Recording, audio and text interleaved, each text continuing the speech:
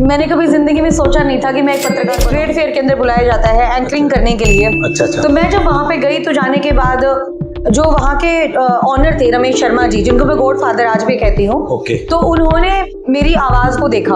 अच्छा। देखने के बाद उन्होंने कहा, सुनने के बाद कहा कि आप बहुत अच्छा बोलती हैं, हमारा साइड बाय साइड एक चैनल भी है, तो क्या आप हमारे चैनल के लिए काम करना पसंद करेंगी? जितने आपके अच्छे लिंक होंगे लोगों के साथ, अच्छा, उतने ही अच्छे तरीके से आपको शहर की खबरें मिलती रहेंगी। बहुत सारे लोग हैं जो पत्रकारिता को अब बिजनेस बना चुके हैं। मेरी पत्रकारिता का मतलब ये है कि मुझे एक निष्पक्ष, निडर, बेबाक पत्रकार के तौर पर जाना चाहिए, जो पीड़ितों की आवाज उठाए। अच्छा। अभी भी आप गाड़ी में जाकर देखेंगे तो हम लोग चपातियों के रोल बना लेते हैं। अच्छा। तो वो खाते रहते हैं और लोकेशन पर पहुंचते रहते हैं। अब तो पत्रकार लोगों को धमकियां देने लग गए हैं। अच्छा। वो ब्लैकमेलिंग वाला सिस्टम शुरू हो गया। अच्छा। आज पत्रकारिता रही कहाँ है? नमस्कार दोस्तों, स्वागत है एक न्यू पॉडकास्ट में। आज हमारे साथ है हरियाणा लेटेस्ट अपडेट की डायरेक्टर सौम्या जी माथुर। आज इनसे पत्रकारिता को बारीकी से समझने की कोशिश करेंगे। नमस्कार मैम, बहुत बहुत स्वागत है हमारे पॉडकास्ट में आपका। Thank you so much Parveen ji, आपका भी बहुत बहुत स्वागत है हमारे द ब्यूटीफुल हिसार में। और आई होप कि आपको आने में भी कोई दिक्कत नहीं हुई होगी। नहीं मैम, बहुत अच्छा। की जर्नी आपकी कहाँ से शुरू हुई थी? पत्रकारिता की जर्नी देखिए, मैंने कभी जिंदगी में सोचा नहीं था कि मैं एक पत्रकार बनूंगी। अच्छा। मैं तो बचपन से लेकर अभी तक तो नहीं कहूंगी, मतलब जब तक पत्रकार नहीं बनी थी तब तक मैं हेट करती थी ये न्यूज को। क्योंकि मुझे ना उस चीज से नफरत थी। लाइक पापा आते ही हम लोग कार्टून देख रहे होते थे, कार्टून हटा के न्यूज देखना शुरू कर देते थे। अच्छा। मुझे लगता है कितनी इरिटेटिंग पर्सन है, मतलब खड़े होके चिल्लाते रहते हैं उसके ऊपर, न्यूज के ऊपर। अच्छा। तो जर्नी कुछ इस प्रकार से शुरू हुई क्योंकि when I was in 6th class और मैं 9 साल की थी। अच्छा। तो I have lost my father, उनकी डेथ हो गई थी। तो डेथ होने के बाद हम लोग हिसार में, मैं वैसे तो मेरा पैतृक गांव लितानी रहा है, लितानी उकलाना। अच्छा। उसके बाद हम लोग मूव किए हांसी में नाना नानी जी के थ्रू हमारा पालन पोषण हुआ, सब कुछ हुआ। तो उन्होंने मतलब बहुत स्ट्रगलिंग लाइफ थी। मदर एक प्राइवेट स्कूल में काम करते थे। फिर by the grace of God उनको गुरु जाम्बेश्वर यूनिवर्सिटी में काम करने का मौका मिला। ओके। नौकरी लगे। अच्छा। तब हमें लगा कि हाँ, now we are on the good path. और वो कहते हैं ना कि मतलब मैं ये नहीं कहूंगी कि भाई फर्श से उठकर अर्श पर हम लोग आए हैं। हो जाती है बहुत ज्यादा विपरीत स्थितियां। हाँ। और वो विपरीत स्थितियां ही आपको स्ट्रॉन्ग बनाती है, कुछ न कुछ सिखाती है। एग्जैक्टली। और वो हर एक इंसान की लाइफ में, मैं तो कहूंगी आनी नहीं चाहिए, बट जिसके आ जाती है ना वो बच्चा निखर के आएगा। हाँ। वो कहते हैं ना कि बूंद बूंद से सागर भरता है। हाँ। और एक जब हम लोग कहते हैं ना कि जब लोहा गर्म होता है तब उसको पीटते हैं तो उसकी अच्छी शेप आती है। अच्छी शेप आती है। तो वो आप मेल्टेड लोहा बन जाते हो उस वक्त। उसको पीटा जाएगा, उसके बाद एक जो सुंदर सी शेप निकल कर सामने आएगी ना, तो उसको लोग चाहेंगे, पसंद करेंगे। जी मैम। तो 2017 की बात है, मैं घर पे आराम से बैठी हुई थी। मेरी फ्रेंड का कॉल आता है। अच्छा। तो मुझे वो कहती है कि जैसे तू अच्छा बोल सकती है तो एक एंकरिंग का शो कर लेगी। मैंने कहा एंकरिंग कैसी? तो उसने मुझे कहा कि तुझे गुड़गांव जाना होगा और गुड़गांव में जाके एक शो अटेंड करना है जहाँ पे तुझे एंकरिंग करनी होगी। 3 से 4 घंटे की, 7 से लेके 10 बजे तक की एंकरिंग तुझे करनी है सिर्फ। और इसी में तुझे पर डे का 2000 पे कर दिया जाएगा। 15 दिन का ही शो रहेगा, यानी 30,000 तू आराम से कमा के आएगी। 2018 में 30,000 एक बहुत बड़ी अमाउंट होती है। तो मुझे अमाउंट से मतलब नहीं था, मुझे लगा कि कुछ नया सीखने को मिलेगा। हालांकि नीडी फैमिली से भी थी, तो 30,000 एक ह्यूज अमाउंट भी है। तो मैं चली जाती हूँ। जाने के बाद फिर वहां से ही थोड़ा बहुत डिस्प्यूट होता है। फिर मैं हिसार वापस आती हूँ। हिसार में आने के बाद फिर मुझे एक ट्रेड फेयर के अंदर बुलाया जाता है एंकरिंग करने के लिए। अच्छा। तो मैं जब वहां पे गई तो जाने के बाद जो वहाँ के ऑनर थे रमेश शर्मा जी, जिनको मैं गॉड फादर आज भी कहती हूँ। ओके। तो उन्होंने मेरी आवाज को देखा। अच्छा। देखने के बाद उन्होंने कहा, सुनने के बाद कहा कि आप बहुत अच्छा बोलती हैं, हमारा साइड बाय साइड एक चैनल भी है, तो क्या आप हमारे चैनल के लिए काम करना पसंद करेंगी? अच्छा। क्योंकि मैं बिल्कुल छोटी सी थी, 19 साल की थी, मैं ज्यादा बड़ी नहीं थी। तो मैंने मेरी मदर से इस बात के बारे में जानकारी ली।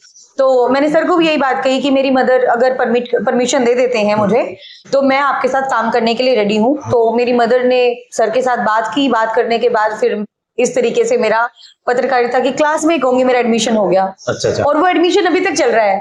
मैं कहती हूँ मैं एक गुड लर्नर बन जाती हूँ कभी कभी, जैसे आपसे कुछ ज्ञान ले लिया, उनसे कुछ ज्ञान ले लिया, उनसे कुछ ज्ञान ले लिया। तो इस प्रकार से मेरी ये जर्नी शुरू हुई थी। एक पत्रकार को खबर लाने के लिए किन किन चीजों का सामना करना पड़ता है? देखिए, स्टार्टिंग में तो बहुत ज्यादा मुश्किलें आपको होंगी। आपको लोगों से कॉन्टैक्ट बनाने पड़ेंगे। ओके। और जितने आपके अच्छे लिंक होंगे लोगों के साथ, अच्छा। उतने ही अच्छे तरीके से आपको शहर की खबरें मिलती रहेंगी। अच्छा। आपका सोर्स कोई भी हो सकता है, किसी भी कॉर्पोरेट डिपार्टमेंट है, उसका कोई सिक्योरिटी गार्ड है, वो आपका सोर्स हो सकता है। अच्छा। कोई हॉस्पिटल है, उसमें चाय की टपरी पे काम करने वाला आपका सोर्स हो सकता है कि हॉस्पिटल के अंदर। हाँ जी। अच्छा। तो मैं उन चीजों में बड़ा बिलीव करती हूँ। जैसे मैं मॉल में चली गई तो मैं बजाय कुछ देखने के या फिर लोगों से मिलने के, मैं पसंद करूंगी कि एक बार जाके मैं सिक्योरिटी गार्ड के साथ बैठ जाऊं। ठीक है, फिर अंदर में कुछ देखने के लिए गई तो बजाय कुछ ज्यादा देखने के मैं उसके ओनर से बात करना पसंद करूंगी। ठीक है, तो वहां से मेरे सोर्सेज डेवलप हो जाते हैं। साथ के साथ मैं अपना मकसद भी बता दूंगी उनको कि कुछ खबर वगैरह हो तो आप मुझे दे दिया करना। एग्जैक्टली, उनको नंबर मैं दे दिया करूंगी। और इस बात की श्योरिटी मैं आपको देती हूँ कि आधे से ज्यादा हिसार के पास मेरा कॉन्टैक्ट नंबर होगा। अच्छा। वो कहते हैं ना कि पत्रकार एक इजीली अवेलेबल नहीं होता, बट मैं इजीली अवेलेबल हूँ। अच्छा। मुझे पसंद है सामाजिक सेवा करना।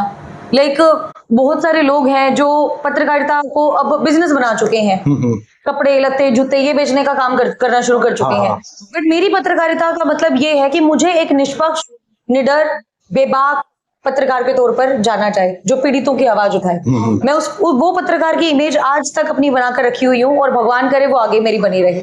मैम, कभी आपके साथ ऐसा होता है जब आप खाना खा रहे हो, हाँ, खबर आ गई, मैं भाग लेती हूँ। अच्छा, खाना छोड़ के? हाँ बिल्कुल, खाना छोड़ के बहुत बार होता है ऐसा। अच्छा। कभी कभी तो ये होता है, मतलब मेरा ब्रदर अभी साथ में बैठा हुआ है। अच्छा। अभी भी आप गाड़ी में जाकर देखेंगे तो हम लोग चपातियों के रोल बना लेते हैं। अच्छा। तो वो खाते रहते हैं और लोकेशन पर पहुंचते रहते हैं। जी। एक मैम, पत्रकार को सच्चाई दिखाने में क्या क्या प्रॉब्लम होती है? देखिए, दीन ईमान कब किसका डगमगा जाए कुछ पता नहीं चलता।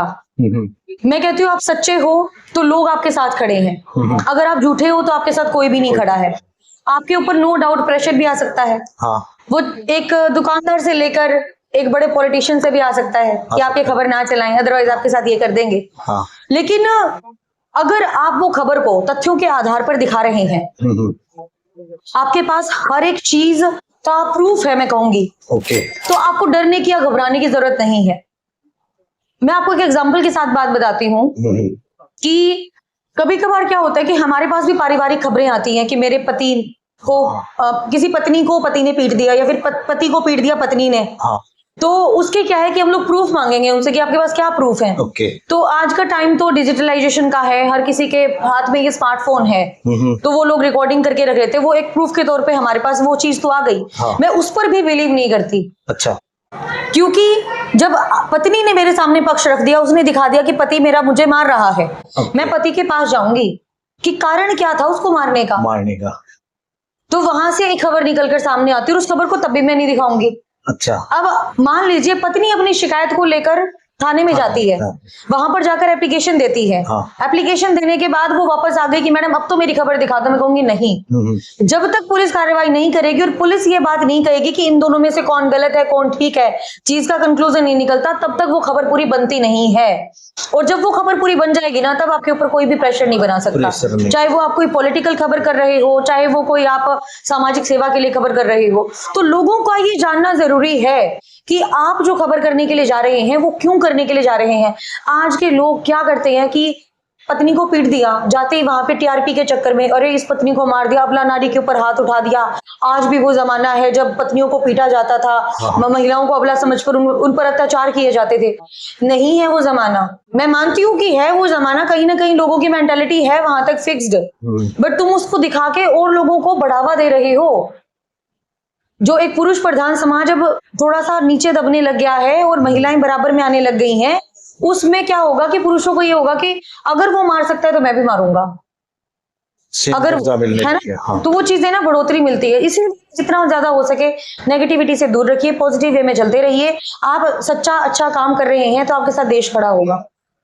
अच्छा मैम, कभी कभी पत्रकार को धमकियां मिलती है, ये खबर मत दिखाओ, वो खबर मत दिखाओ, या कभी जान से मारने की धमकियां मिलती है, उसमें मैम कभी आपको ऐसा मिला है? कभी बहुत बार ऐसा होता है, ऐसी बात नहीं है कि धमकियां वगैरह नहीं मिलती। अब तो ये आम बात हो गई है। अच्छा। अब तो पत्रकार लोगों को धमकियां देने लग गए हैं। अच्छा। फॉर एग्जाम्पल मैंने आपकी वीडियो बना ली, अच्छा वीडियो बनाने के बाद आपकी वीडियो सोशल मीडिया पे वायरल कर दूंगी, अच्छा इतने पैसे दे दो, अच्छा वो ब्लैकमेलिंग वाला सिस्टम शुरू हो गया। अच्छा आज पत्रकारिता रही कहाँ है, कहीं एग्जिस्ट ही नहीं करती। अच्छा पत्रकारिता एक समय में वो थी जब लोग जो बात कह दी उसके ऊपर विश्वास किया करते थे। हाँ आज जो बात कही गई है ना, वो 4 जगह पर जाकर पहले पता करेंगे कि ये बात सच्ची है, क्या ऐसा सच में हो रहा है, अच्छा उसके बाद ही लोग ट्रस्ट करेंगे। अदरवाइज लोगों ने ट्रस्ट करना बिल्कुल छोड़ दिया है पत्रकारिता पे। कभी आपको कोई धमकी मिली है? धमकी वाली बात पे मैं आ जाती हूँ। धमकी वाली बात देखिए, कभी कभार क्या होता है कि हम लोग कभी किसी की ऐसी खबर तो देखिए आज तक मैंने लगाई नहीं कि भाई जिसके अंदर मुझे धमकी आए। पर कभी कभी क्या होता है कि जैसे क्या एग्जांपल दूं, इसके अंदर मुझे कोई एग्जांपल भी समझ में नहीं आ रहा, आपको क्या बताऊं मैं। कभी कभी जैसे हम लोग लाइक इलेक्शंस की बात कर लेते हैं। अब इलेक्शंस के समय में नो डाउट कुछ लोग हैं जो जेन्युइन समस्या लेकर भी आते हैं, कुछ लोग ऐसे भी हैं जो मान लीजिए कांग्रेस की तरफ से तैयार किए गए हैं बीजेपी के खिलाफ बुलवाने के लिए, और वो हथियार बनाते हैं, यानी कि कंधे का सहारा लेते हैं मीडिया को। तो ऐसे में मीडिया सामने आती है, आने के बाद खबर बनाती है, तो लोग तो ऊपर से पॉलिटिकल प्रेशर आपके ऊपर आएगा कि खबर आप किस बिहाफ पर दिखा रहे हैं, क्या आपके पास प्रूफ है, क्या आपके पास वो चीजें हैं। आपके पास अगर वो प्रूफ नहीं मिलेंगे तो आप दबाए जाओगे। अच्छा, मैं वही कह रही हूँ, आपके पास प्रूफ है, तथ्य है, तो आपके पास आपको कोई नहीं दबा सकता। धमकियां मिलते रहे, क्या होता है, धमकी तो पाकिस्तान ने भी दी थी भारत को कुछ कर पाया क्या? पत्ता तक भी नहीं ला सका जी। और मैम एक आपकी सबसे जोखिम भरी खबर कौन सी रही आज तक जर्नी में? जिसमें ना कवर करते हुए मतलब जान तक आपने लगा दी, ऐसा कुछ रहा हुआ है कभी? जान तक तो नहीं लगाई, पर मैं उन 3 दिनों में रोई बहुत थी। कब, थोड़ा ये साल 2019 की बात है, और लोग रिलेट करेंगे इस बात से कि जब हिसार के बालसमंद, मतलब वैसे तो वो आदमपुर हल्के के अंडर आता है बालसमंद, और वहां पे जैसे लोग क्या करते हैं कि पानी निकालने के लिए छोटे छोटे बोरवेल ओपन करके छोड़ देते हैं। अच्छा।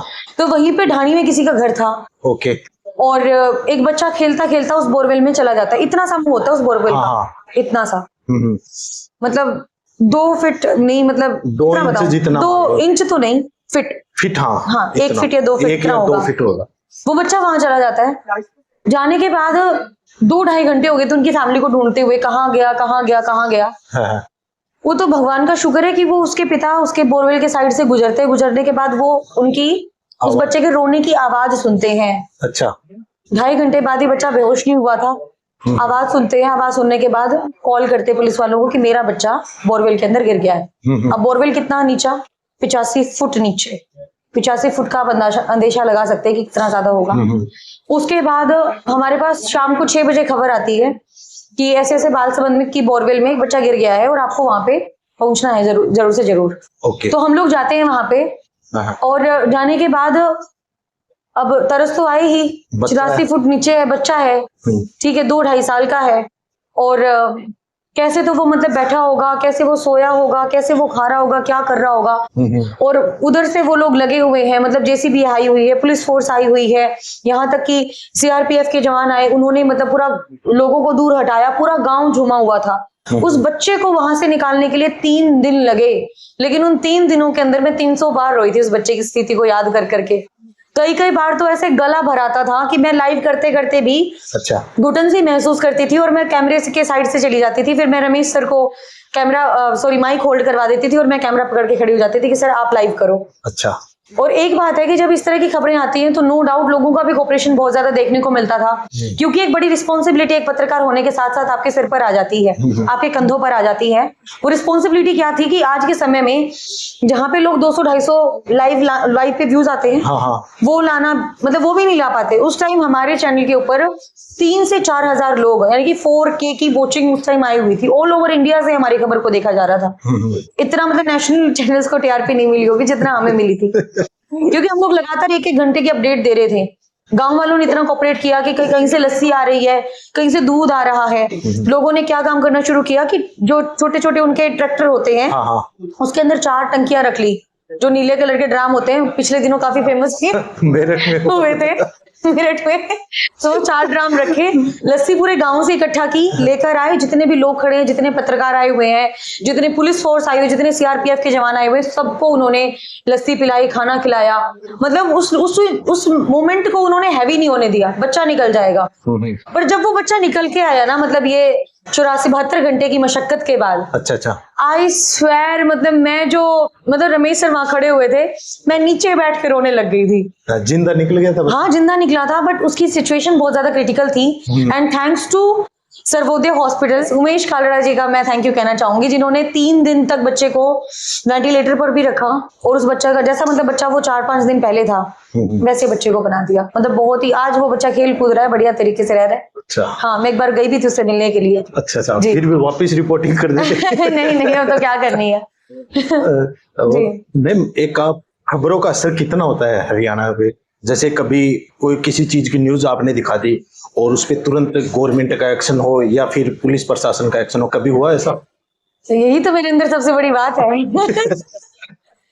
देखिए क्या है कि मैं मतलब एक होता है लोकल प्रशासन, अच्छा, जिसको हम लोग डिस्ट्रिक्ट प्रशासन बोलेंगे। हाँ। उसके बाद आपका स्टेट कहा जाता है, उसके बाद आपका केंद्र कहा जाता है। तो क्योंकि मैंने चंडीगढ़ काम किया हुआ है, गुड़गांव में काम किया हुआ है और दिल्ली में काम किया हुआ है, तो मेरे लिंक एंड लाइजन वहां तक के बने हुए हैं, अच्छे लिंक्स पर मतलब मैं हूं अभी। तो मैंने क्या काम किया कि मैंने एक इनिशिएटिव लिया इन 2022 में, 2022 में मैंने एक ग्रुप बनाया व्हाट्सएप पे अपना। ओके।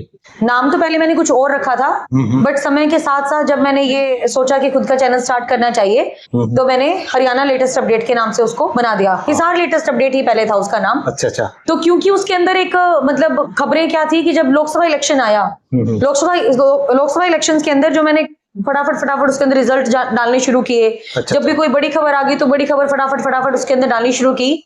मैं सुबह 7 बजे लगती हूँ, रात के 12 बजे तक उसके अंदर खबरें डालती रहती हूँ। ओके। तो उसके अंदर क्या है कि मैंने सारे के सारे जितने भी डिस्ट्रिक्ट है उनके डीसी, एसपी, डीपीआरओज, पीआरओज, इसके साथ ही 90 के 90 एमएलएज, 10 के 10 मेंबर ऑफ पार्लियामेंट, चाहे वो एक्स एमपीज हैं, चाहे वो प्रेजेंट एमपीज हैं, और जो पास्ट के अपने एमएलएज रहे हैं, जो प्रेजेंट के एमएलएज हैं, सबको मैंने ऐड करके 700 प्लस लोगों का एक ग्रुप बनाया हुआ है। ओके। और उसमें क्या है कि चाहे वो हमारे हिसार के लोकल मेयर हैं, उनको मैंने जोड़ा हुआ है, हिसार के जो एमसीज बने उनको मैंने जोड़ा हुआ है। तो कोई भी खबर अगर आ जाती है मेरे पास, तो मैं बजाय उसको प्रमोट करने के अपने फेसबुक पर, इंस्टा पर या यूट्यूब पर, मैं उस वीडियो को अपने ग्रुप में डाल देती हूँ। और जो भी जिनके थ्रू वो काम हो सकता है, तो मैं उनको टैग करके लिखूंगी, please go through once and please resolve this problem. इतना ही लिखने की वो करती हूँ मैं। उसके बाद नेक्स्ट डे वो प्रॉब्लम सॉल्व भी हो जाती है। हालांकि बहुत सारे हिसार के ऐसे लोग होंगे जो जानते होंगे इस बात को कि मैंने कितनी खबरें लगाई हैं और कितना असर उनका होता है। मैम, अभी मैंने 2-3 दिन पहले आपने वीडियो डाला था, एक वो फ्लाईओवर के नीचे पानी भरा, उस पर एक्शन हुआ अभी तक? हो चुका है। अच्छा, कल में ही हो गया था। मतलब आपकी असर है? बिल्कुल है जी, बिल्कुल है। क्योंकि एक तो लोग क्या है कि एक तो मेरी पत्रकारिता को बहुत ज्यादा पसंद करते हैं सर। हाँ। मैं वही कह रही हूँ कि जो मैंने आज तक विश्वास बना के रखा है, मैं भगवान से यही सिर्फ और सिर्फ दुआ हमेशा मांगती हूँ कि वो विश्वास मेरा बरकरार रखें। मुझसे कभी ऐसी जाने अनजाने में गलती ना हो जाए जिससे किसी का दिल दुख जाए। मैं वो चीज कभी नहीं करना चाहूंगी अपनी पत्रकारिता को लेकर।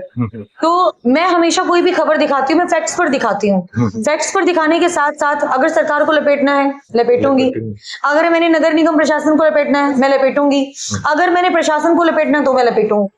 क्योंकि आज का समय वो हो गया है सर कि यूथ को पता ही नहीं उनके राइट्स क्या है। चिल्ला के बोल रहे हैं कि रोजगार नहीं है, रोजगार नहीं है, रोजगार नहीं है, रोजगार नहीं है। उसी बच्चे को आप 5 दिन कहीं पे काम करने के लिए भेज दीजिए, वो 5 दिन भी टिक नहीं पाएगा वहां पे। क्यों? संतुष्टि नहीं है, खर्चे ज्यादा बढ़ गए। नहीं, एडिक्शन फोन की, फोन की एडिक्शन, खर्चे भी ज्यादा बढ़ गए हैं, फ्रस्ट्रेट वो हो चुका है। और फ्रस्ट्रेशन से बाहर निकलने का क्या जरिया बना लिया? फोन बना लिया, सोशल मीडिया बना लिया। और सोशल मीडिया से तो फ्रस्ट्रेशन ज्यादा आएगी। ऑफ कोर्स, अब काम में मन नहीं लगेगा। अब वो सर एक समय हुआ करता था। देखिए हमारा जो बचपन बीता है, मतलब मैं 98 बोर्न हूँ, मैं 96, आप 96 है, 2 साल हम मुझसे बड़े हैं। टीचर हमें मारा करते थे, डंडों से पीटा करते थे, और हम लोग ऐसे आके भी नहीं बताते भी नहीं थे, और शरीफ बन के बिल्कुल सारा का सारा काम निपटा दिया करते थे अपना। ना ट्यूशन लगता था घर वालों। एग्जैक्टली। तो आज का बच्चे को भी काम करवाने के लिए वो जरिया अपनाना पड़ेगा। पिछले दिनों एक छोटी सी खबर आई कि एक बच्चे को स्टार नहीं मिला। अच्छा। उसके एग्जाम्स को का जो रिजल्ट आया उसमें स्टार नहीं मिला। स्टार ना मिलने की वजह से पेरेंट्स ने उठा के वो खबर एप्लीकेशन लिख के डीसी को पकड़ा दी। अच्छा, कि बच्चे को स्टार नहीं। अब बच्चे को आप इतना ज्यादा कंफर्टेबल जोन में रखोगे तो आप कैसे एक्सपेक्ट करोगे कि वो बच्चा काम करेगा? वो नहीं करेगा मैम। ऐसे भी नहीं है कि बच्चे पढ़ते नहीं है, जो आज का यूथ है वो पढ़ नहीं रहा, पढ़ रहा है। आप जाकर लाइब्रेरीज में देखेंगे तो बच्चे यूं लगे रहते हैं सुबह 7 बजे से लेकर शाम के 7 बजे तक, ये गर्दन ऊपर तक भी नहीं उठती। खाना खाया पता नहीं, पानी पिया पता नहीं, ठीक है, वो वॉशरूम भी गया पता नहीं, वो बच्चा इतना पढ़ रहा है। लेकिन कुछ बच्चे ऐसे हैं कि जो दूसरे बच्चों को देख के खुद को इंस्पायर कर लेते हैं कि हाँ वो वो थार में जा रहा है, दारू पी रहा है, वो बीड़ियां पी रहा है, वो सिगरेट पी रहा है, हम भी ऐसा ही करेंगे। दिखावे के चक्कर में फिर ना तो वो अपने प्रेजेंट को संतुलित कर पाता और ना आने वाले दिनों को संतुलित कर पाता, फिर वो बच्चा वहां से खराब होना शुरू हो जाता है, फिर वो अच्छे उल्टे सीधे कामों में पड़ेगा। मैम, एक सोशल मीडिया ने पत्रकारिता को आसान बनाया या कठिन बनाया? आपका सवाल है कि सोशल मीडिया ने पत्रकारिता को आसान बनाया या मुश्किल बनाया? देखिए, जब साल 2018 में मैं पत्रकारिता में आई थी, अच्छा, तो हम लोग सोशल मीडिया के थ्रू ही लोगों को खबरें देना पसंद करते थे और वही जरिया था हमारा खबरें देने का। तो लोगों को इस बात का पता भी नहीं था कि वो फेसबुक, यूट्यूब और इंस्टाग्राम के थ्रू खबर भी देख सकते हैं। अच्छा। हम लोगों के फोन्स लेके उनको दिखाया करते थे, ये हमारा चैनल है जी, इसके थ्रू आप खबर देख सकते हैं। और लोग ये कहते थे फेसबुक पर भी आजकल खबरें आनी शुरू हो गई है, यूट्यूब पर भी आजकल खबरें आनी शुरू हो गई, और मैं कहती थी हाँ खबरें आनी शुरू हो गई हैं। हम लोग सब्सक्राइब करवाया करते थे चैनल। आसान भाषा में समझाऊं तो जो बड़े चैनल्स हैं वो एक खबर जाकर ये नहीं करेंगे कि सीवरेज खुला हुआ है, वो एक खबर ये नहीं कहेंगे कि ये गली यहाँ से टूटी हुई है, ये एक्सीडेंट का कारण बन रही है, वो कोई भी छोटी मोटी खबर नहीं दिखाएंगे। हम जैसे कुछ पत्रकार आए जब फील्ड के अंदर, तो लोगों ने हम पर विश्वास भी जताया। विश्वास जताने के बाद हम लोग घर की गलियों के अंदर गए, कोई भी छोटी मोटी समस्या थी उसको न्यूज के थ्रू दिखाया और दिखाने के बाद उसके ऊपर काम भी करवाया। आसान है भाई, लोग हम लोगों के लिए इजीली अवेलेबल बन रहे हैं। लेकिन जब लोगों को ये चीज समझ में आने लगे कि इसके अंदर तो पैसा बहुत ज्यादा है, लोग इसका गलत फायदा भी उठा सकते हैं, तो लोगों ने वही काम करना शुरू कर दिया। आसान है अगर पत्रकार एथिक्स वाला है, अगर पत्रकार न्यूट्रल है, पत्रकार को ये पता है कि किस प्रकार से लोगों के लिए काम किया जाता है, एक खबर को बनाने का उद्देश्य क्या है, किस प्रकार से खबर को क्रिएट किया जाना चाहिए, और किस प्रकार से लोग खबर क्रिएशन के साथ साथ अवेयर हो सकते हैं, ये निष्पक्ष का मतलब क्या है। अगर लोगों को वो चीज समझ में आ जाए ना, मुझे लगता है कि अगर एक शहर के अंदर 100 चैनल बंद होना, 100 चैनल हैं, 95 बंद हो जाएंगे उसके अंदर से, क्योंकि कोई खबर कर ही नहीं रहा है उस तरीके से। फेक खबर बहुत चलाते हैं। एग्जैक्टली, फेक खबर बहुत चलाते हैं यार। मैं वही बात बोल रही हूँ कि खबर का मतलब ये नहीं कि आप गए हैं, आपने फैक्ट चेक नहीं किया, आपने खबर चला दी, लोग आपको देख लेंगे, लेकिन कल जब उस खबर का पर्दाफाश होगा ना, तो लोग आपको गालियां भी देंगे। अब छोटी सी घटना बताती हूँ, रिसेंट की घटना है, कैमरी रोड है हिसार का एक, तो वहां पे एक महिला ब्यूटी पार्लर का काम करती है। अच्छा। बिकॉज शी स्टेप मदर, मतलब वो सौतेली माँ है 2 बच्चों की। अच्छा। उसके खुद के भी 2 बच्चे, टोटल 4 बच्चे हैं। ओके। उनकी जो लड़की है वो चाहे इंस्टाग्राम चलाए, फेसबुक चलाए, हमारा कोई मतलब नहीं बनता, आजकल घर कोई चलाता है। और अगर माँ अपनी बेटी को पीट रही है, नॉट ए बिग डील, हमारी माँ भी हमें मारती थी, ठीक है, डांटती भी थी। अगर एक माँ ने अपनी बेटी को पीट दिया, डांट दिया, तो समाज क्यों आया सामने? क्या आपके बच्चा जब सुधर नहीं रहा है, आपने हाथ तक उठा दिया, क्या बड़ी बात है? पेरेंट्स मारते हैं। आज भी मेरी मम्मी मारती है मुझे, बताऊं तुझे मैं, मतलब इस टाइप से करके। वो होती तो प्यार भरी मार है, लेकिन वो मारी मेरे लिए बहुत ज्यादा है। अगर मैं उसको मानूं तो वो मेरी रिस्पेक्ट है। खबर क्या थी कि बच्ची छत पे जाती है, पैर फिसलता है, गिर जाती है छत से। वो हॉस्पिटल में है, उसका ऑपरेशन हो गया था।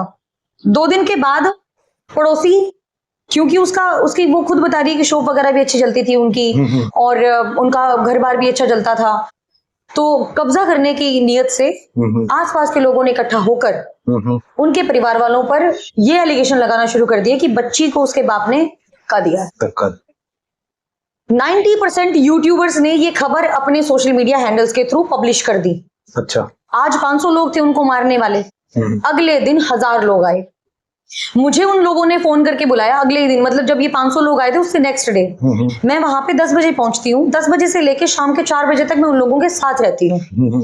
मैं हर एक फैक्ट को चेक करती हूँ। मैंने क्योंकि आपको बताया था, मैंने उनको बोला कि अगर आपके पति घर पर नहीं थे, कैमरास लगे हुए हैं, सीसीटीवी फुटेज, तो उन्होंने कहा हमने जो पुलिस को सीसीटीवी फुटेज दी है वो हम आपको भी दे देते हैं। उन्होंने मुझे दी।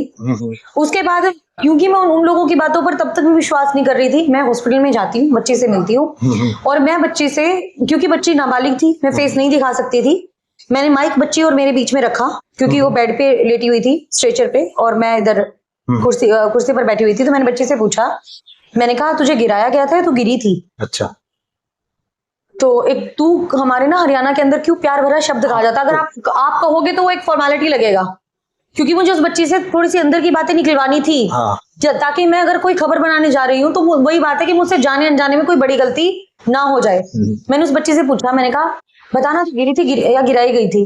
कहती नहीं दीदी, मैं ना, मेरा पैर फिसल गया था, मैं इसीलिए गिर गई थी। अच्छा। क्यों गिरी थी? क्योंकि मुझसे मेरा जो इंस्टाग्राम था वो डिलीट करवाया जा रहा था। अच्छा। तो वो 1 ही मिनट की वीडियो में बना पाई, उसके बाद फिर मैं वहां से निकल जाती हूँ। फिर मैंने परिवार वालों का, थोड़े बहुत पड़ोसियों का इंटरव्यू किया और मैंने चला दिया। उसमें मैंने हर एक चीज दिखाई कि 8:54 पे बच्ची गिरती है और 8:54 की कुछ सेकंड्स के बाद उनकी मदर आती है, उठाती है, घर के अंदर लेकर जाती है। 9:06 पर उनके पापा आ जाते हैं, जिनके ऊपर एलिगेशन लगाया जा रहा है कि ये तो गिराई गई थी बाप के द्वारा।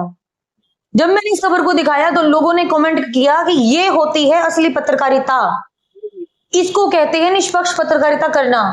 मैंने देखा है मैम, वो मेरे लिए बूस्टिंग पॉइंट था। हाँ। तो जी मैं वही कह रही हूँ कि, और उसके बाद बताती हूँ, जब वो खबर मैंने बनाई, क्योंकि वो पैकेज पूरा का पूरा बनाना था, एडिटिंग करने में टाइम लगता है। शाम का टाइम हो गया, आज 500 थे तो अगले दिन 1000 लोग आ गए। उन लोगों ने बकायदा अपनी छतों पर चढ़ चढ़ के जान बचाई है अपनी।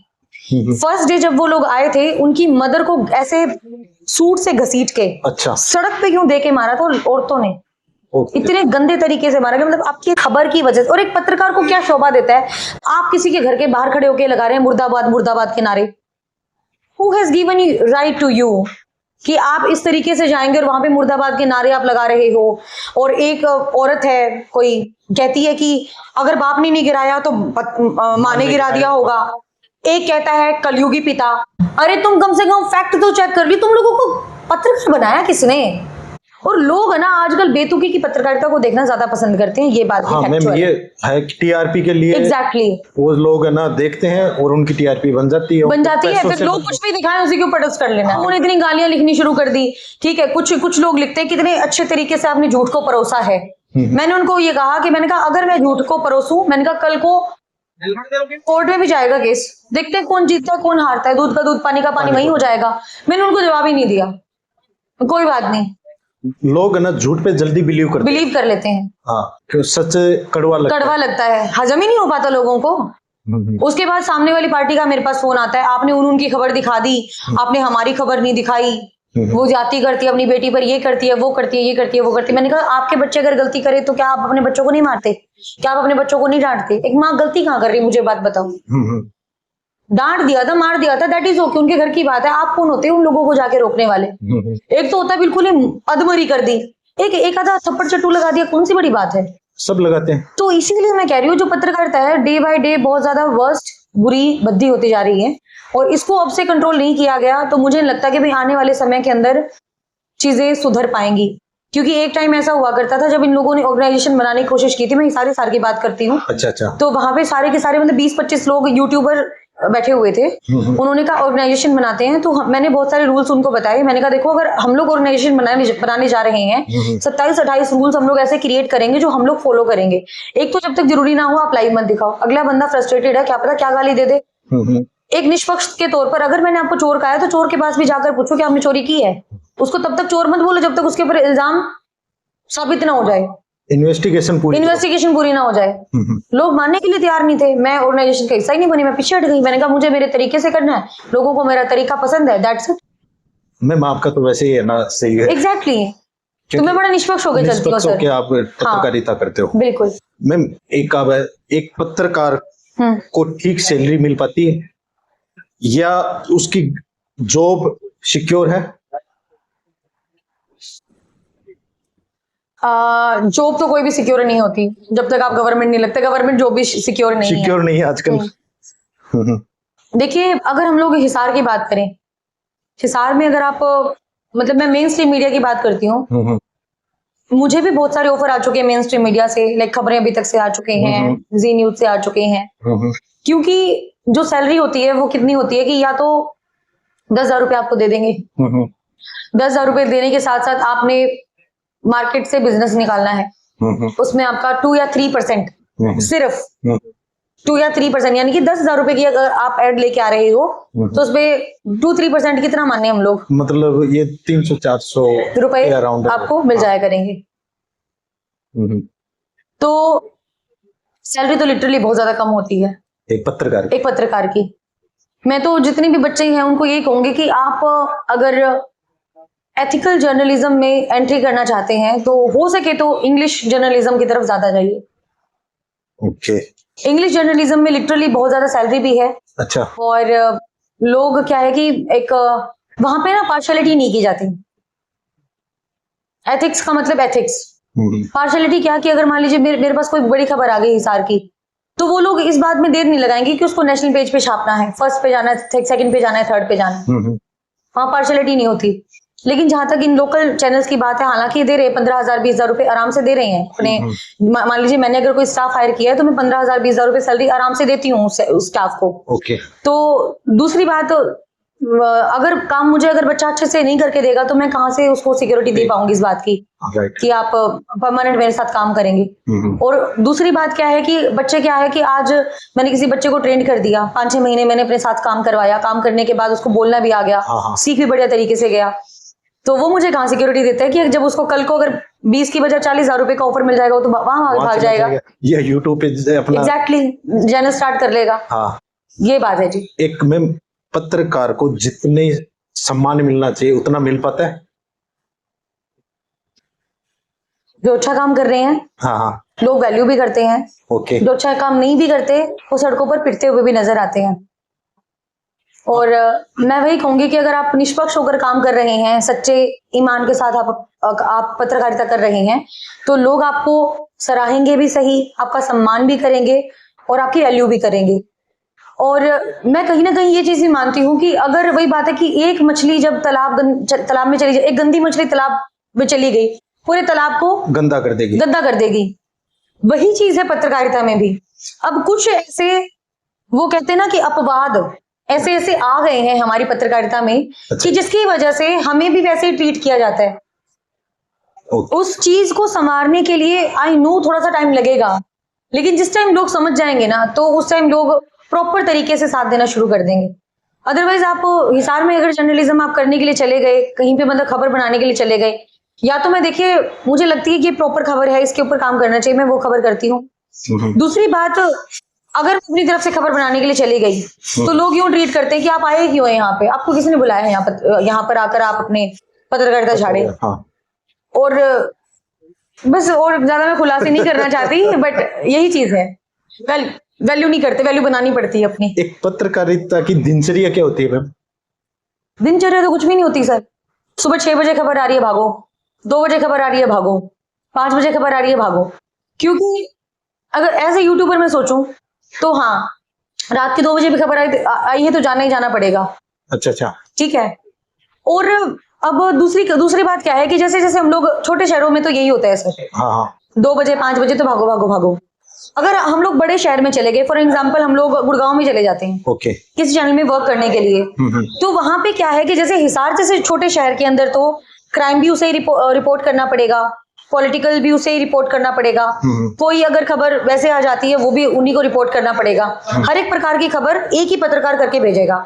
लेकिन हम लोग अगर बड़े लेवल पे चले गए, लाइक गुड़गांव दिल्ली में चले गए, तो दिल्ली जैसे बड़े एरिया के अंदर हर एक लेवल के लिए अलग अलग पत्रकार हायर किए जाते हैं। एक तो एरिया इतना बड़ा हो गया तो एजुकेशन बीट अलग संभालेगा, पॉलिटिकल बीट अलग संभालेगा, और करियर को लेकर अलग संभालेगा, बिजनेस को लेकर अलग संभालेगा। तो उसके लिए कैटेगरीज अलग अलग कैटेगराइज कर दिया जाता है जर्नलिस्ट को। ओके। तो ये चीज होती है। आपके हिसाब से पत्रकारिता में क्या बदलाव जरूरी है? बदलाव देखिए, अगर हम लोग नेशनल की बात करें तो नेशनल पर तो लोग लिटरली डाउट करना बिल्कुल ही बंद कर चुके हैं। हाँ पाकिस्तान का युद्ध चल रहा है, हम लोग बलूचिस्तान तक कब्जा कर चुके हैं। मैम ये खबर तो मैं भी देख रहा था और मैं लग रहा था कि आप सुबह अपन तो लाहौर चलेंगे। एग्जैक्टली वो टीआरपी के लिए लोग क्या क्या कर लेते हैं वो। मैं टिक टिक टिक टिक लगी हुई, मेरा भाई मेरे साथ सो रहा था, क्या कर रही है तू? मैंने कहा अरे बलूचिस्तान तक पहुंच गए। मैं इतनी ज्यादा एक्साइटेड, अच्छा मैं खुद भी एक्साइटेड हो गई। अच्छा। एक पिछले दिन जब वो पाकिस्तानी पत्रकारों ने बैंड बजाई हम्म। कि बलूचिस्तान तक आ गए थे जी हम पे कब्जा करने के लिए, क्योंकि वो उर्दू लैंग्वेज का इस्तेमाल करते हैं। हाँ। तो मुझे बड़ा अच्छा लगता है कि जब वो उर्दू डायलेक्ट का इस्तेमाल करते हैं। तो मैं उर्दू देखना ही ज्यादा पसंद करती हूँ, क्योंकि अगर आप उर्दू देख रहे हैं तो आपकी जो प्रोनाउंसिएशन है वो भी ठीक होती है। अच्छा। एक आपको लाइक सोभरता आपके वर्ड्स के अंदर आती है। ओके। तो अब विश्वास की बात कर रहे थे आप। हाँ। कि विश्वास, क्वेश्चन भूल गई मैं आपका। एक पत्रकार को बदलाव क्या बदलाव बिल्कुल। तो बदलाव क्या है कि एक तो संतुष्टि आपके अंदर होनी चाहिए। किसी भी खबर को बनाने से पहले उसके फैक्ट्स आपको चेक जरूर करने चाहिए, ये खबर ठीक है या नहीं है। और कुछ ऐसे लोगों को फॉलो करना चाहिए जिनका नाम आज के समय में निष्पक्ष पत्रकार के तौर पर जाना जाता है। फॉर एग्जाम्पल मैं रवीश कुमार जी को बहुत ज्यादा फॉलो करती हूँ। हाँ। मैं जब भारत जोड़ो यात्रा कवर करने के लिए अंबाला में गई थी, अच्छा। जब वो मेरे सामने खड़े थे, आई कांट इवन बिलीव कि उनका तो एक हमारे ना ऑरे की 7 लेयर्स होती हैं, और वो 7 लेयर्स ही आपके ऑरे को बहुत ज्यादा स्ट्रॉन्ग बनाती हैं। वो मैं ऑरा उनका फील कर पा रही थी वहां खड़े होके। अच्छा। मतलब एक गूज बम्स कहते हैं ना, मतलब देखने के बाद कि आप जिनको आइडियल मानते हो वो आपके सामने खड़े हैं। तो मैं उनको बड़ा फॉलो करती हूँ। उनकी बुक भी है, वो भी मैं काफी पढ़ती हूँ, जिसके अंदर बहुत सारी चीजें ऐसी हैं जो मुझे पढ़ना बहुत ज्यादा पसंद है। क्या चीज उनमें है ऐसा? जैसे उन्होंने एक एग्जाम्पल के साथ मैं बात बताती हूँ कि कोई एक जत्था आया, जत्था हिंदुत्व को लेकर नारे लगा रहा है, और वो इतना ज्यादा भड़क गया कि उसने आकर एक शॉप को आग लगा दी। उसके बाद राम जी के नारे लगाने शुरू कर दिए। एक जत्था आता है जो गौ माता के नारे लगाता है और किसी ट्रक को वो फूंक कर चला जाता है, या फिर उसके ऊपर कार्रवाई करवाता है, एप्लीकेशन वगैरह लगाता है, क्योंकि उसके अंदर गायें भरी हुई थी। मतलब पहले ये चीजें नहीं देखी जाती थी। लाइक ये जो हिंदुत्व को लेकर, जय श्री राम के नारे लगाने को लेकर, गौ माता को आज माता का दर्जा लोग देते हैं, ये चीजें पहले नहीं देखी जाती थी। लेकिन अब इन चीजों को इतना ज्यादा बढ़ावा दिया जा रहा है कि लोगों की जो मेंटालिटी है वो बहुत ज्यादा चेंज हो रही है। हम लोग नू का भी एग्जांपल ले सकते हैं। मैं नू में जब इंसिडेंट हुआ था, तो मैं इंसिडेंट होने के दूसरे दिन वहां पर चली गई थी। एक तो होती है कोयले से काली सड़कें, क्योंकि कोयला है, तार से काली है। मैंने धुएं से काली सड़कों को देखा है। अच्छा। वो मैं जब थाने, आगजनी की वजह से, मैं जब थाने के सामने से गुजरी, वहां पे 500 प्लस गाड़ियों का, जहां पर हम लोग बैठे हुए हैं, इससे 3 गुना ऊपर अच्छा पहाड़ लगा हुआ था जली हुई गाड़ियों का। अच्छा। पत्रकार पर भी आए, मतलब वो जो एक वीडियो आपने देखी होगी, वैगनार को लोग जला रहे हैं इधर उधर ऐसे डुला के, है ना, आगे पीछे करके। तो उन्हीं से थोड़ी सी दूर पत्रकार की 2 या 3 गाड़ियां लगी हुई थी। तो वो तो एक मतलब बहुत ही बुजुर्ग पत्रकार थे, पत्रकार तो नहीं कहूंगी उनको, वो वीडियो जर्नलिस्ट थे, कैमरा जर्नलिस्ट थे। तो उन्होंने क्या किया कि उसमें जो चिप होती है, उनको पता लग गया कि भीड़ मेरी तरफ आ रही है, क्योंकि उन्होंने पिक्चर वगैरह क्लिक कर ली थी। तो उसको चिप को निकाल के, जो मेमोरी कार्ड होता है, उसको अपने जेब में डाल दिया, छुपा दिया, मतलब कहीं पर। और जेब वगैरह तो क्योंकि इजीली आप उसमें हाथ मार के देख सकते हो, तो उन्होंने छुपा दिया। छुपाने के बाद तभी के तभी दूसरा मेमोरी कार्ड डाल दिया। अगर वो दूसरा मेमोरी कार्ड नहीं डाला होता तो शायद हमारे बीच वो कैमरा जर्नलिस्ट नहीं होते टाइम्स ऑफ इंडिया के।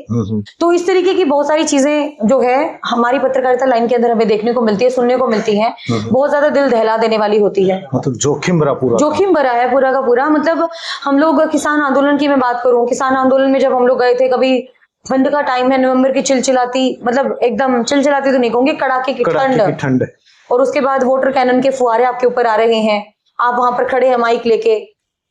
तो वहां पे क्या था कि एक हम लोग खबर कवर कर रहे थे, मिट्टी का एक टीला बना हुआ था। अच्छा। तो मिट्टी के टीले पे खड़ी होके मैं कवरेज कर रही थी। तो सामने वाटर कैनन लगा हुआ था। इतनी देर में एक किसान मुझे ऐसे पकड़ के टीले से नीचे खींच देता है। अच्छा। तो नीचे खींचने के बाद मैं देखती हूँ कि मैं उसको धमकाने वाली थी कि मैं तेरे लिए खबर, आप लोगों के लिए खबर बना रही हूँ, मैं लाइव कवरेज कर रही हूँ, और आप जो है मुझे ऐसे खींच के नीचे। तो तभी क्या है कि मैं इतना बोल ही नहीं पाई कि उससे पहले देखा मैंने वाटर कैनन की फुहार उसी लोकेशन पर आई जिस लोकेशन पर मैं पहले खड़ी हुई थी। मतलब किसान आपको नीचे होता। सीख मिली कि ये लोग बहुत कोऑपरेटिव थे। मैम, जो इस फील्ड में पत्रकारिता करना चाहते हैं या अपना फ्यूचर बेहतर बनाने के लिए है, तो उनको क्या संदेश देना चाहोगे? संदेश तो मैं इतना ही देना चाहूंगी कि जो आप पढ़ रहे हैं, बुक्स के माध्यम से जो ज्ञान प्राप्त कर रहे हैं, वो ज्ञान अपने माइंड के अंदर लेकर चलिएगा प्लीज। जो ज्ञान आपको सोशल मीडिया के माध्यम से मिल रहा है उस पे आप भरोसा कर सकते हैं 90%, 100% भरोसा करने की कोई भी कोशिश मत कीजिएगा। 90% आप भरोसा मत करना, 10% ही भरोसा करना। और उस खबर को अगर 3-4 जगह पर आप देखने के बाद ही क्लियर करना कि वो खबर ठीक है या नहीं है। और नो डाउट पत्रकारिता देखने में जितनी दूर से खौफनाक लगती है, भयानक लगती है, उतनी ज्यादा पत्रकारिता प्यारी होती है। अगर आप एथिक्स पर काम करते हैं, आपकी आत्मा को बड़ा संतोष मिलता है जब आपने कोई खबर लगाई है और कल उसका असर हो जाता है ना। एक टाइम पे मतलब लोग पानी भरा हुआ है, उसमें मच्छर घूम रहे हैं, बदबू वहां से आ रही है, और वो जब आप खबर दिखाते हैं, दिखाने के अगले दिन बाद वहां पर जाते हैं तो बिल्कुल साफ सुथरा रोड आपको सामने दिखाई देता है। तो उस बड़े सुकून के पल होते हैं। मिलता है कि मेरी वजह से ये साफ हुआ। एग्जैक्टली। तो ये पत्रकारिता की सुंदरता है।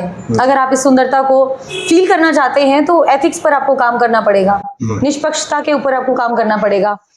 लोग आप इस चीज से घबराइए मत, आपके व्यूज कम आ रहे हैं, लोग आपको पता नहीं देखना पसंद कर रहे हैं, नहीं पसंद कर रहे हैं, बट ये है कि कल को लोग आपका नाम जो लेंगे ना, कहेंगे कि अगर खबर को वो करना है, विश्वास करना है, नहीं करना है, तो चैनल के ऊपर जाकर देखो, वो सच्ची खबर दिखाता है।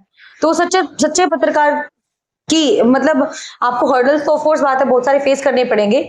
अगर वो सच्चे पत्रकार की आप इमेज लोगों के बीच में बनाकर आना चाहते हैं और एक सच्चे पत्रकार के तौर पर आप काम करना चाहते हैं, तो ही आप इस फील्ड के अंदर एंट्री करना, अदरवाइज मत करना। अदरवाइज तो ऐसे बहुत सारे लोग भरे ही पड़े हैं, पहले ही हम तो झेल रहे हैं। बहुत बहुत धन्यवाद। आपका भी बहुत बहुत धन्यवाद परवीन जी, बहुत अच्छा लगा आपसे मिलके। मैम, मुझे भी बहुत अच्छा लगा। एंड मैं सभी से रिक्वेस्ट भी करूंगी कि आपने जैसे नई नई जर्नी शुरू करी है, बीइंग अ जर्नलिस्ट, आप पॉडकास्ट वगैरह भी कर रहे हैं, तो आपका चैनल दिन दोगुनी रात चौगुनी उनती करे। बहुत बहुत धन्यवाद। और बहुत अच्छा ज्ञान भी आप देते हैं, और जो चीजें आपने मुझे सिखाई है, नो डाउट मैं उनको जिंदगी में यूटिलाइज भी करूंगी। और thank you so much Parveen ji, thank you so much ji.